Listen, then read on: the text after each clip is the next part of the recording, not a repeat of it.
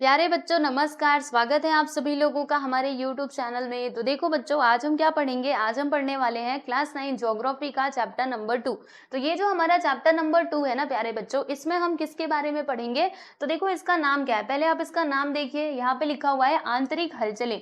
यानी देखो पृथ्वी के अंदर, यानी पृथ्वी के अंदर वाले साइड में, आंतरिक यानी क्या होता है अंदर, ठीक है। तो पृथ्वी के अंदर वाले साइड में जो हलचल होती है, जो मूवमेंट होती है ना, उसी के बारे में हम यहाँ पर इस चैप्टर के अंदर पढ़ने वाले हैं। ओके, जैसे देखो क्लास 8 में आप लोगों को याद होगा, हमने पढ़ा था कि जो हमारी पृथ्वी होती है ना, वो कैसी है, गोल है। अब इसके भी कई लेयर्स हैं, ठीक है। जैसे सबसे ऊपर का जो लेयर होता है उसको हम क्या कहते हैं, याद कीजिए, उसको हम क्रस्ट कहते हैं। फिर उसके नीचे क्या आता है, मेंटल आता है। फिर उसके बाद से कोर आता है, हमने देखा था ना, मेंटल होता है, फिर जाके कोर होता है, बराबर। तो जो हमारी पृथ्वी है वो ऊपर से तो हमें ठोस दिखाई देती है ना, लेकिन जब आप उसके अंदर वाले हिस्से में जाएंगे ना, तो वहां पे आपको वो द्रव अवस्था में दिखाई देगा। यानी मतलब मोल्टन फॉर्म में बहुत सारी चीजें हैं जो हमारे पृथ्वी के अंदर पड़ी हुई हैं। तो आप मुझे सोच करके बताइए, जब कोई भी चीज द्रवित अवस्था में रहेगी तो वो पक्का है कि उसमें हलचल होगी, है ना। जैसे इस ग्लास के अंदर अगर मैं पानी डालूं, ठीक है, तो पानी डालूं तो क्या होगा, पानी तो हिले डुलेगा ही ना, क्योंकि पानी कैसी अवस्था में है, वो द्रव की अवस्था में है। ठीक इसी प्रकार से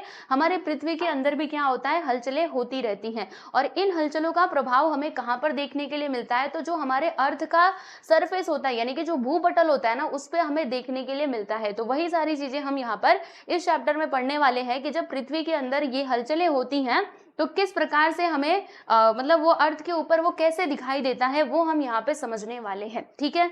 तो चलिए फिर शुरू करते हैं इस पार्ट को पढ़ना। तो देखो आपको एक और बात बता दूं कि ये थोड़ा सा ना बड़ा चैप्टर है, इसीलिए मैंने क्या सोचा है कि इसके लिए मैं 2 पार्ट्स के वीडियो अपलोड करूंगी, ठीक है। अभी ये जो आप देख रहे हो ये है आपका पार्ट नंबर 1, ठीक है। अब उसके बाद एक और वीडियो आएगा इस चैप्टर को लेकर के, जिसमें हम क्या करेंगे, बाकी के जो टॉपिक्स रहेंगे उनको हम उस वाले वीडियो में कवर कर लेंगे, ठीक है, पार्ट नंबर 2 में। तो दोनों पार्ट्स को आप देख लीजिएगा अगर आप इस चैप्टर को पूरा अच्छे से समझना चाहते हैं तो, ठीक है। तो चलिए बच्चों, अभी हम बिना समय गंवाए शुरू करते हैं। तो यहाँ पर ना सबसे पहले आप देख सकते हो, यहाँ पे आपको कुछ दिखाई दे रहा होगा, ये देखो अखबारों में ऐसे ही छप करके आता है ना, क्या है ये, जरा समझने की कोशिश करो क्या है प्यारे दोस्तों। यहाँ पे देखिए क्या लिखा है, ठीक है। यहाँ पे लिखा है भूकंपाने नेपाल मध्ये 1500 जानाचा बली, मतलब क्या। तो देखो यहाँ पर ना ये आपका जैसे नेपाल में क्या आया था, भूकंप आया था, तो उसके बारे में न्यूज यहाँ पे छपी हुई है कि 1500 लोग जो हैं वो मारे जा चुके हैं। किसकी वजह से, तो भूकंप की वजह से। देख रहे हैं आप सभी लोग, ये भूकंप की वजह से कितना सब तहस नहस हो गया है ना। देखो मृतांची संख्या, कितने लोग मरे हैं, देखो भारत में यहाँ पे आप देख सकते हो 53, ठीक है। तिब्बत में कितने, 12। बांग्लादेश में कितने लोग मारे गए हैं, 2 लोग मारे गए हैं, बराबर। तो ये भूकंप के बारे में बताया गया है। ये देखिएगा यहाँ पर इसका, देखो जो भूकंप है ना, इसको मापने का, जैसे हर चीज को मापने का कोई ना कोई क्या होता है, हमारे पास यंत्र होता है, ठीक है। जैसे हम लोग रेनफॉल को भी मापते हैं, यानी जो बारिश होता है उसको भी तो मापा जाता है ना मिलीमीटर में, ठीक है। तो वैसे ही जो हमारा भूकंप है ना, उसकी तीव्रता को भी मापा जाता है। तो उसको हम किस में मेजर करते हैं, रिक्टर स्केल में मेजर करते हैं। देखो यहाँ पे मराठी में रिश्टर स्केल, यहाँ पे रिश्टर स्केल यहाँ पे लिखा हुआ है, और वैसे बोलोगे तो क्या कहोगे, रिक्टर स्केल कहोगे, ठीक है। तो रिक्टर स्केल में क्या किया जाता है, जो हमारा भूकंप है ना उसको मेजर किया जाता है, मापा जाता है। तो ये देखिए यहाँ पे बताया गया है कि इतने बजे कौन से रिक्टर स्केल का मतलब कितना भूकंप आया था, 7.9, फिर यहाँ पे 6.6, ठीक है। तो ये जो भूकंप आप देख रहे हैं ना, ये किसके कारण आया, क्या आप लोगों ने कभी सोचा कि ये ऐसे ही जमीन के ऊपर ऐसे ही मतलब का भूकंप आ गया, तो ऐसे नहीं होता है। जो हमारा अर्थ है ना, जो हमारी पृथ्वी है, अगर उसके आंतरिक भाग में, अंदर वाले भाग में अगर कुछ भी हलचल होगी तो क्या होगा, उसका प्रभाव जो है ऊपर वाले हिस्से पर पड़ेगा, ठीक है। यानी जो हमारा अर्थ का सरफेस है, हमारी पृथ्वी का जो धरातल है, ठीक है, उसके ऊपर पड़ता है, और इसकी वजह से हमें ये सारे जो हादसे हैं वो देखने के लिए मिलते हैं। समझ में आ रहा है। तो ये किसका परिणाम होता है, जानते हैं आप सभी लोग। तो ये परिणाम होता है आंतरिक हलचल का, जो हमारी पृथ्वी के अंदर होती रहती है, ठीक है। तो यहाँ पर वही बातें दी गई हैं, देखिएगा। देखिए पृथ्वी पर क्या होता है, अब जरा हम कुछ आपदाओं के बारे में जानते हैं। तो देखो पृथ्वी के ऊपर बहुत सारी आपदाएं आती रहती हैं, जैसे कि कभी बाढ़ आ जाते हैं, कभी चक्रवात आ जाते हैं, कभी हिमवर्षा होने लगती है, यानी जो बर्फ है बर्फबारी होने लगती है, ठीक है। कभी बहुत ज्यादा बारिश हो जाती है। तो जिस प्रकार से हम पृथ्वी के ऊपर अनेक प्राकृतिक घटनाएं देख रहे हैं, कई सारी आपदाएं देख रहे हैं, उसी प्रकार से जो आंतरिक भू हलचलें हैं ना, इनके कारण भी हमें कई सारी प्राकृतिक आपदाएं देखने के लिए मिलती हैं। जैसे कि भूकंप हो गया, अभी अभी हमने देखा था, और ये ज्वालामुखी हो गया। ज्वालामुखी आप जानते हो ना, ज्वालामुखी क्या होता है, देखो ऐसे करके इसके अंदर से ना लावा निकलता रहता है और ये हमारी पृथ्वी पर आता है। इसके साथ साथ ये देखो, ये ना हमारे अर्थ के ऊपर होता है। मैं आपको अगर बताऊं, देखो ऐसे दिखाने की जरूरत नहीं है, ये देखो यहाँ पे आपके टेक्स्ट बुक में ना बना करके खुद ही बताया गया है। देखिए ज्वालामुखी मैं आपको दिखा देती हूँ, ठीक है। यहाँ पर ना चित्र दिया गया था, देखेंगे तो आपको समझ में आ जाएगा। कहाँ गया ज्वालामुखी, कहाँ गया, है कि नहीं है, इसमें था, मैंने देखा था। ये देखिए प्यारे बच्चों ज्वालामुखी, ठीक है। तो ऐसे होता है। अब इसके अंदर से क्या होता है ना, जो हमारा पृथ्वी का आंतरिक भाग है बराबर, तो उसमें से लावा निकलते रहता है। ये ऊपर आने के बाद पूरा यहाँ पे आकर के जमा हो जाता है और इसकी वजह से जो चट्टाने वगैरह हैं वो यहाँ पे निर्मित होती हैं, ठीक है। तो जब ज्वालामुखी में विस्फोट होता है ना, तो उसके साथ साथ राख आती है, फिर वहां पे लावा आता है, बाहर निकलता है और आकर के पूरा जमीन पे जम जाता है, ठीक है।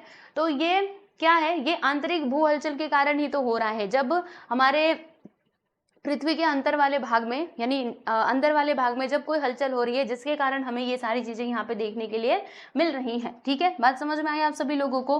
तो पृथ्वी पर स्थित जीव सृष्टि के लिए ऐसी घटनाएं कैसी होती हैं, ये आपदाएं होती हैं, है ना। अगर भूकंप आया तो हम क्या कहेंगे, ये तो हमारे लिए आपदा है, क्योंकि इसकी वजह से हमें बहुत सारा नुकसान होता है ना। प्राकृतिक आपदाओं के कारण एक तो जान का भी नुकसान होता है, लोग मारे जाते हैं, दूसरा जो पैसे वगैरह है यानी जो वित्त हानि है वो भी हमें यहाँ पर देखने के लिए मिलती है। सोचिए ना, बड़ी बड़ी बिल्डिंग्स गिर जाती है, आप बताओ नुकसान हुआ कि नहीं, पैसे का नुकसान हुआ कि नहीं, क्योंकि उन पैसों को लगा करके ही बिल्डिंग्स बनाई गई थी, ठीक है। तो ये सारी चीजें होती हैं। अब देखो भूकंप का जरा मैं आपको ना एक छोटे पैमाने पे एग्जांपल लेकर के बताती हूँ। ये जो एक्टिविटी यहाँ पर दी गई है, इससे आप समझ पाएंगे भूकंप को। तो देखिएगा, ऐसे करके आप ना सारे बुक्स को क्या करना, पूरा अच्छे से मतलब साइज में लगा लेना, ठीक है।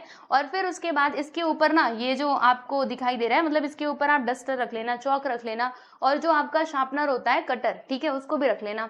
फिर आप एक काम करो, जैसे इस चित्र में दिखाया गया है, आप ना बीच से कोई भी एक बुक, मतलब बीच से निकालना है। देखो जैसे यहाँ पे ये निकाल रहे हैं, ये देखो आप ना ऐसे करके ये बुक जो है वो निकाल लो, ठीक है। तो क्या होगा, यहाँ पे जो ऊपर रखी हुई चीजें हैं ना, देखो इसके ऊपर जो रखी हुई चीजें हैं इस बुक के ऊपर, वो क्या हो जाएंगी, गिर जाएंगी। तो देखो हमने ऊपर वाले को तो छुआ भी नहीं, हमने ये ऊपर वाले को किसी को भी टच किया नहीं, हमने बस यहाँ से इसके नीचे से ये बुक निकाली, ठीक है। तो जब इसके नीचे कुछ हलचल हो रही है तो उसका प्रभाव हमें ऊपर देखने के लिए मिल रहा है कि नहीं, बताओ। हमने तो इसको नहीं छुआ, हमने तो बस इधर से बुक निकाली, लेकिन फिर भी इसका प्रभाव हमें यहाँ पर दिखाई दे रहा है। तो जैसे यहाँ पर आप ये बुक के मतलब बुक को लेकर के देख रहे हैं, वैसे ही हमारी पृथ्वी पर भी होता है। अगर पृथ्वी के आंतरिक भाग में कुछ हलचल होगी तो उसका प्रभाव हमें अर्थ के ऊपर दिखाई देगा, धरातल पर दिखाई देगा।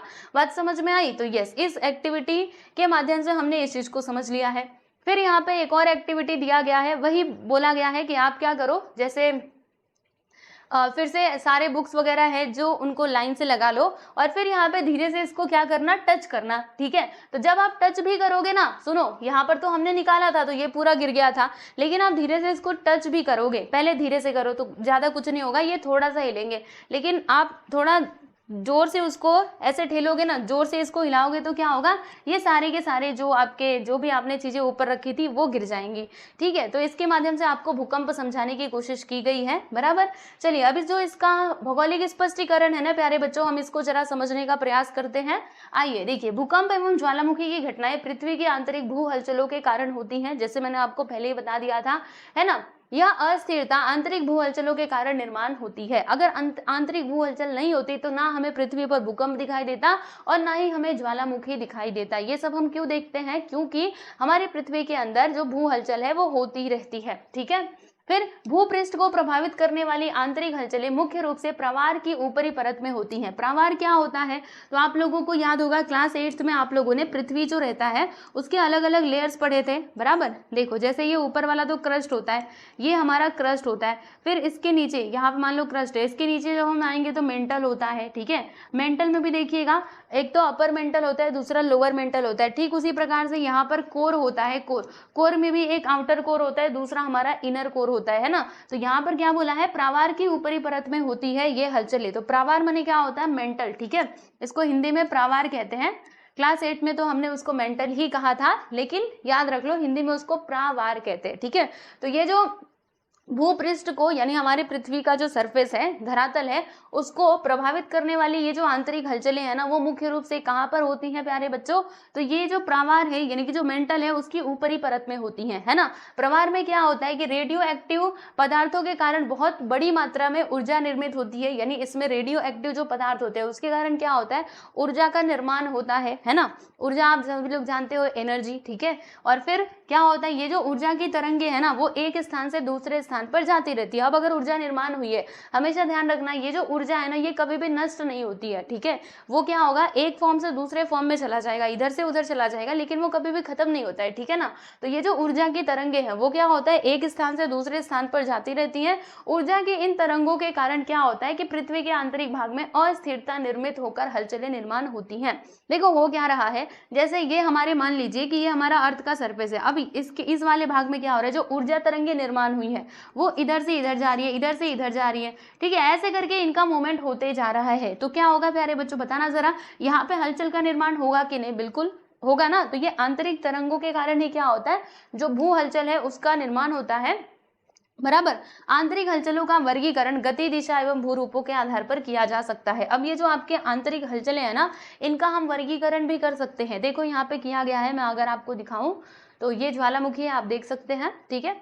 चलिए, तो भू हलचलों का वर्गीकरण, इसको जरा हम समझते हैं और सभी के बारे में हम डिटेल में देखेंगे धीरे धीरे करके। पहले आप एक साथ देख लो, वर्गीकरण का आधार क्या है। देखो गति के आधार पे इनको कैसे डिवाइड किया गया है, एक तो अ, दूसरा ब, ठीक है। तो अ में क्या है, मंद भू हलचलें। मंद भू हलचलें मतलब क्या होता है, जो धीरे धीरे करके होती रहती है, ठीक है ना। मतलब देखो इसका प्रभाव ज्यादा कुछ पड़ता नहीं है, ये धीरे, अभी भी हमारे अर्थ के अंदर कुछ ना कुछ तो हलचल हो ही रही है, लेकिन वो धीरे धीरे हो रही है, इसीलिए हमें उसका आभास होता नहीं है ना। उसका धीरे धीरे प्रभाव पड़ता है। जैसे भू हलचलों के कारण ही क्या होता है, जो हमारे पृथ्वी है ना, इसके ऊपर पर्वत निर्माण हो जाते हैं, महाद्वीपों की निर्मित हो जाती है, ठीक है। जैसे अब क्या हो रहा है, मान लीजिए ये हमारा अर्थ है, ठीक है। अर्थ का ये भूमि का टुकड़ा, इधर से भी ये भूमि का टुकड़ा।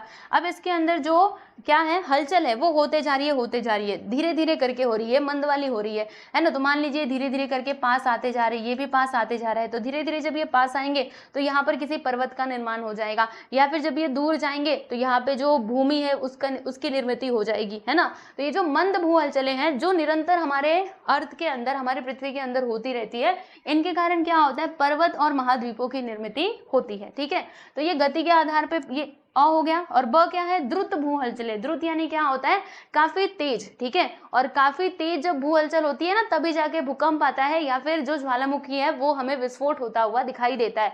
क्योंकि बहुत फास्ट ये जो तरंगे हैं वो इधर से इधर जाएंगी, इधर से इधर जाएंगी, इसकी वजह से क्या होगा भाई, भूकंप जो है वो आ जाएगा हमारे पृथ्वी पर, ठीक है। तो द्रुत भू हलचलें ये अत्यंत कैसी होती है भाई, विनाशकारी होती हैं, है ना। आपने देखा ही होगा, अभी ऊपर देख लिया था, पूरी बिल्डिंग तहस नहस हो गई थी, ओके। फिर इसकी वजह से क्या होता है, जैसे भूकंप और ज्वालामुखी का उद्गार हमें देखने के लिए मिलता है इन हलचलों के कारण। ये तो गति के आधार पर हमने देख लिया। अब दिशा के आधार पर भी इनको डिवाइड किया गया है। और क्षैतिज समांतर भू हलचलें। क्षैतिज समांतर भू हलचलें मतलब क्या होता है प्यारे बच्चों, वो ना क्षैतिज यानी हॉरिजॉन्टल वे में मूव करती रहती हैं, इधर से इधर जाएंगे, इधर से इधर जाएंगे, ठीक है। और फिर उसके बाद इसमें ब आ जाता है, ऊर्ध्वगामी तथा अधोगामी भू हलचलें। ऊर्ध्वगामी यानी क्या, ऊपर की तरफ जाने वाली भू हलचलें, और नीचे की तरफ आने वाली भू हलचलें, ठीक है।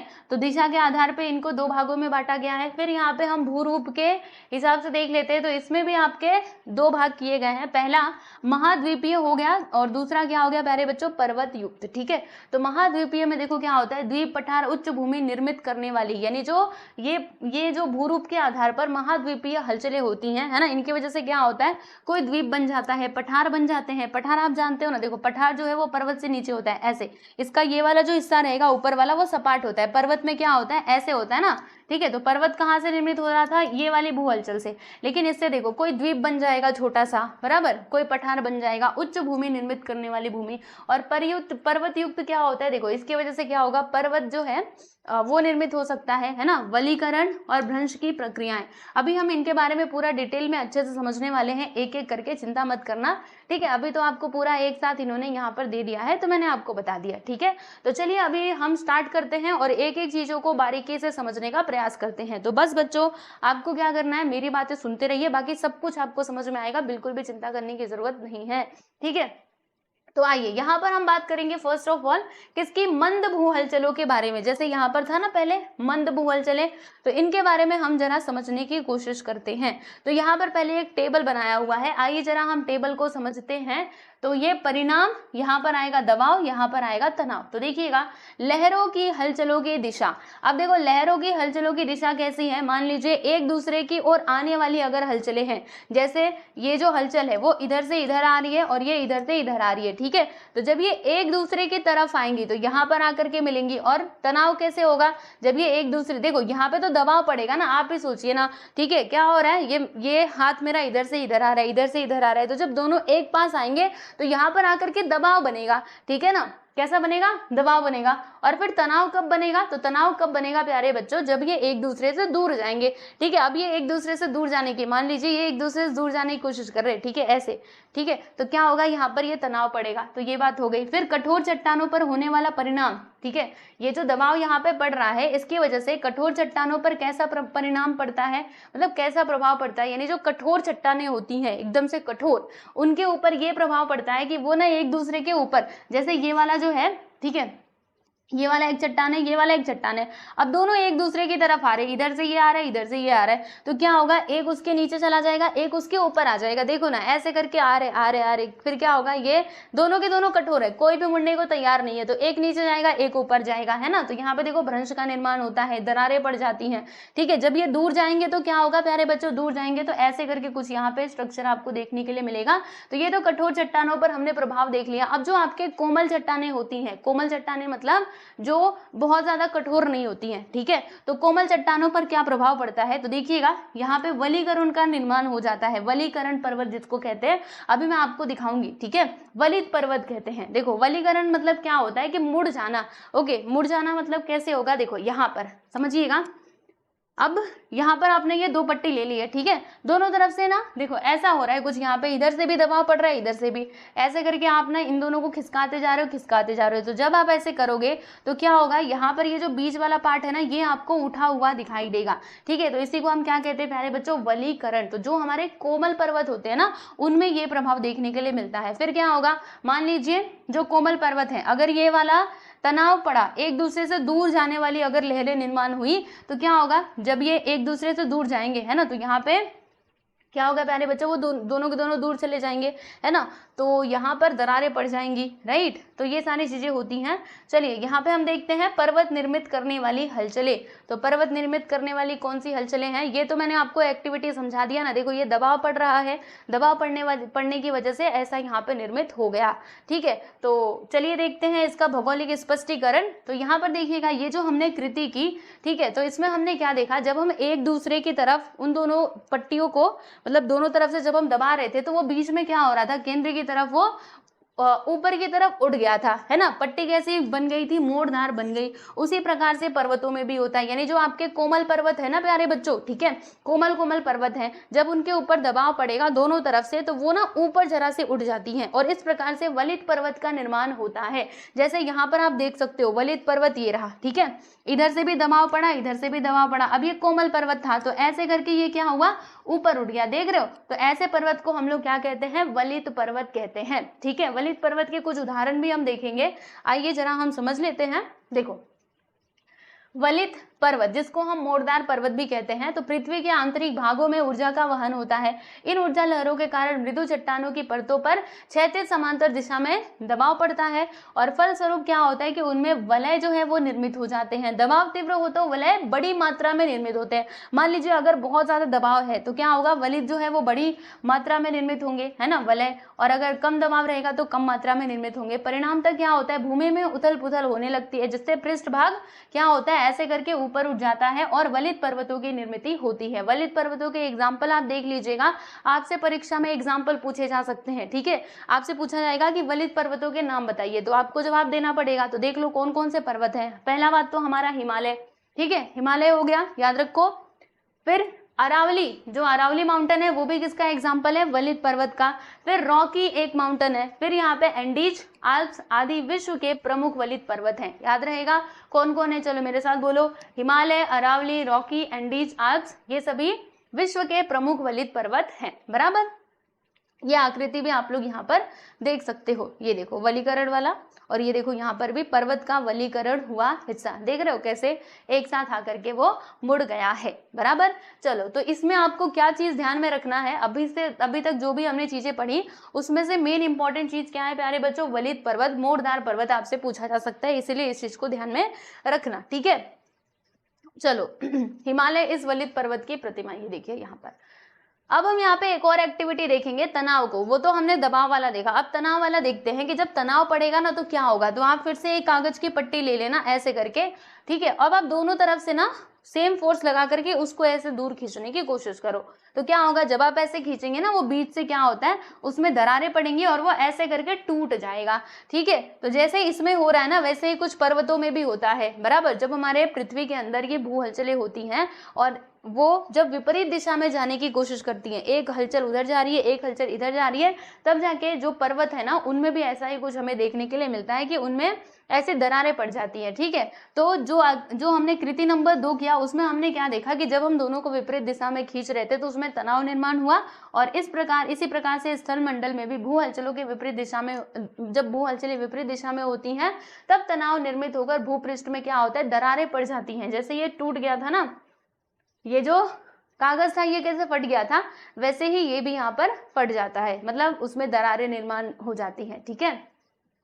तो आइए जरा अब हम समझते हैं ब्रंशोत्थ पर्वत के बारे में। वो तो हमने वलित पर्वत देखा था, आपको समझ में आ गया। अब यहाँ पे हम ब्रंशोत्थ पर्वत की बात करेंगे। तो आंतरिक भू हलचलों के कारण क्षितिज के समांतर तथा एक दूसरे से दूर जाने वाली ऊर्जा तरंगों का निर्माण होता है, तब चट्टानों पर तनाव निर्माण होता है, ठीक है। इससे चट्टानों में क्या होता है, दरारें पड़ जाती हैं, और वही दरारें क्या कहलाती हैं, भ्रंश कहलाती हैं। तो भ्रंश हम किसको कहते हैं, जब ऊर्जा की जो हलचलें जब एक दूसरे से दूर जाने की कोशिश कर रही हैं तो चट्टानों में क्या हो जाता है, दरार निर्माण हो जाता है, और इसी दरार को हम क्या कहते हैं प्यारे दोस्तों, भ्रंश कहते हैं, ठीक है।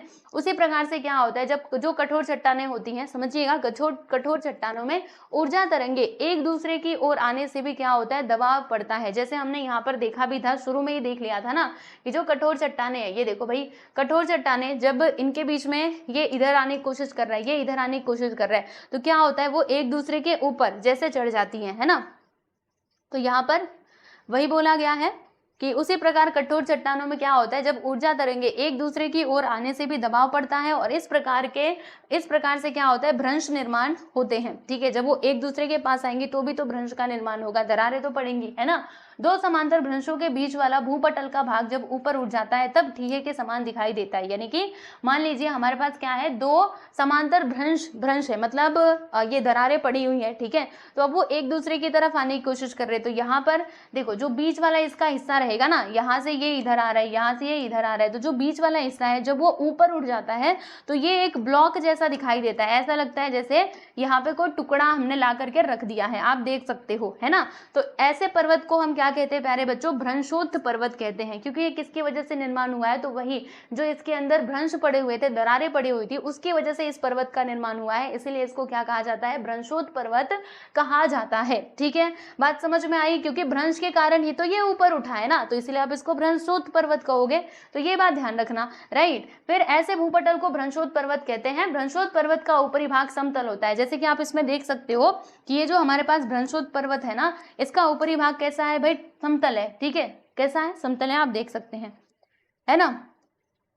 उस पर प्रारंभ के समय शिखर नहीं होते, इनका ढलान भी क्या होता है, तीव्र होता है। जैसे अब देखो, इसके एग्जांपल्स भी आप देख लीजिएगा। भ्रंशोत्थ पर्वत के कौन कौन से हैं, यूरोप का ब्लैक फॉरेस्ट पर्वत और भारत में मेघालय का पठार, ठीक है, याद रहेगा। भारत में मेघालय का पठार, ये किसका एग्जाम्पल है, भ्रंशोत्थ पर्वत का। और यूरोप का ब्लैक फॉरेस्ट पर्वत, ये किसका एग्जाम्पल है, ये भी भ्रंशोत्थ पर्वत का ही एग्जाम्पल है, ठीक है। तो यह पर्वत भी इसी भांति से तैयार हुआ है, हम देख सकते हैं, राइट। अब चलो, अरे आ जाओ, देखो यहाँ पर आप देख सकते हो, मेघालय का पठार भ्रंशोत्थ पर्वत है। ऐसे ही तो निर्माण हुआ है ना, दोनों एक तरफ आए और ये ऊपर की तरफ उठ गया, बराबर। चलो, यहाँ तक आपको बात समझ में आ गई। तो देखो, वलित पर्वत हमने देख लिया, मैं आपको देखो रिवीजन करवाते हुए चल रही हूँ, देखते रहना। वलित पर्वत हमने समझ लिया, उसके बाद यहाँ पे भ्रंशोत्थ पर्वत हमने समझ लिया कि ये किसके कारण निर्मित होता है। चलो, अब हम चलते हैं थोड़ा आगे, और अब हम यहाँ पे भ्रंश घाटी की बात करने वाले हैं, ठीक है प्यारे दोस्तों। तो चलिए, भ्रंश घाटी के बारे में हम समझते हैं कि भ्रंश घाटी क्या है।